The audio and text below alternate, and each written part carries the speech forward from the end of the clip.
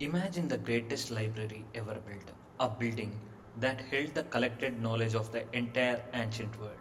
Every book, every scroll, every idea, every discovery, every poem, every philosophy, every map, every medical text, every mathematical proof, gone.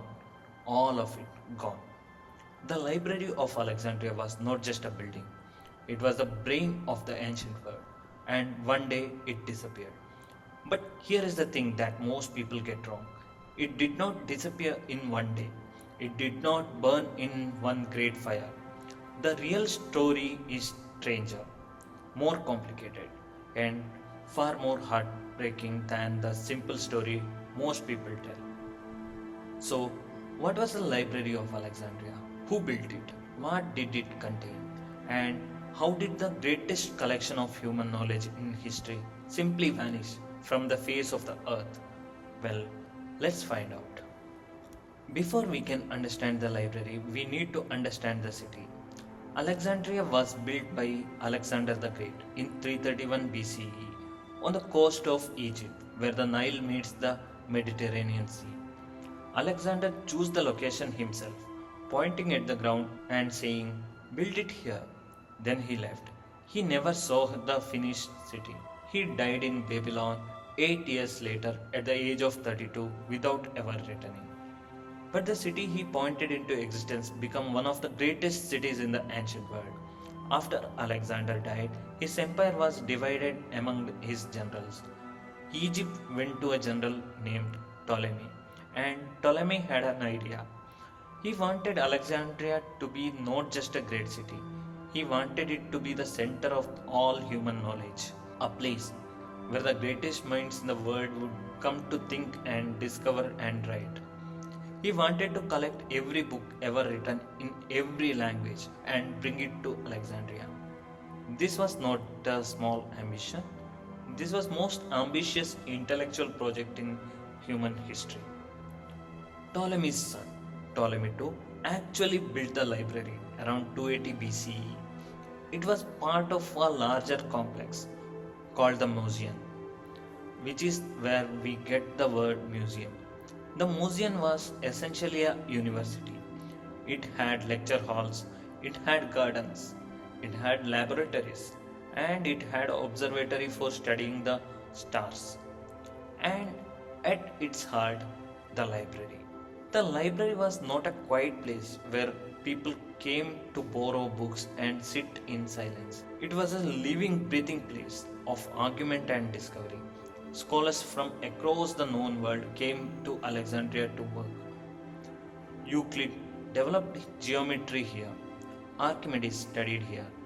Eratosthenes, the man who calculated the circumference of the earth with remarkable accuracy using only a stick and the shadow it cast, worked here as the chief librarian. Think about that. A man calculated the circumference of the entire planet using a stick in 240 BCE at the Library of Alexandria. The library at its height is estimated to have contained between 400,000 to 700,000 scrolls. Every scroll was a book. Every book was someone's life work. Histories, philosophies, medical texts, mathematical proofs, astronomical observations, poetry, drama, every play by Sophocles, every work of Aristotle, every discovery ever written down in the ancient Mediterranean world. And the Ptolemies were not gentle about how they collected these scrolls. When ships docked in Alexandria's harbor, the authorities would search them. If any books were found on board, they were taken to the library to be copied. Sometimes the original was kept and the copy was sent back to the owner. The ships did not always know this was going to happen. The library grew by whatever means were necessary.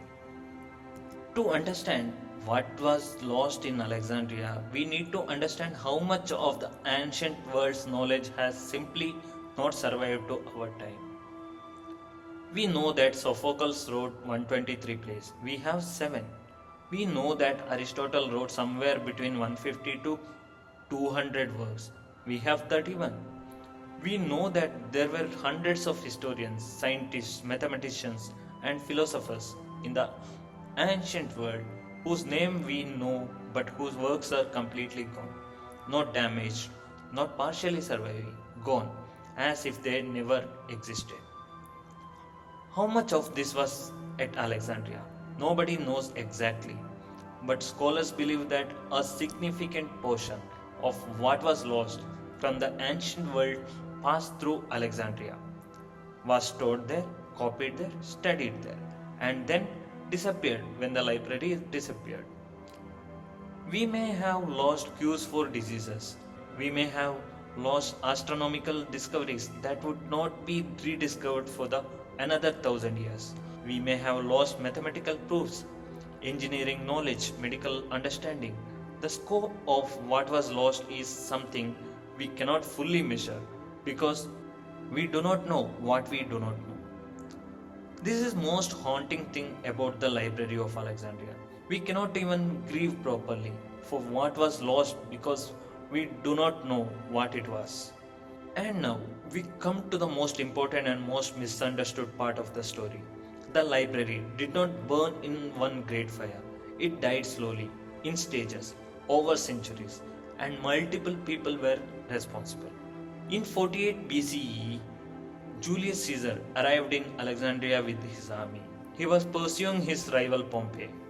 A battle broke out in the harbor. Caesar ordered his ship to be set on fire to prevent them from being captured. The fire spread from the ships to the docks and from the docks to the warehouse near the harbor that contained the books, possibly tens of thousands of scrolls waiting to be transported or processed by the library were burned. Was this the main library? Probably not. Most scholars believe Caesar burned a warehouse of books, not the library itself. But it was the first wound. As the Roman Empire took control of Egypt, the generous funding the Ptolemies had given the library began to dry up. The great scholars stopped coming. The copying of new books slowed down. The collection stopped growing.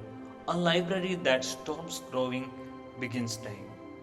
The Roman Emperor Aurelian fought a battle in Alexandria in the 270 CE, and a significant portion of the city was destroyed, including almost certainly parts of the library complex.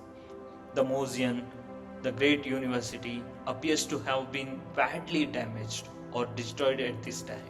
In 391 CE, the Christian bishop Theophilus destroyed the Serapeum, a temple in Alexandria that housed a secondary collection of the library's books. This was significant destruction. Books were burned, the collection was scattered.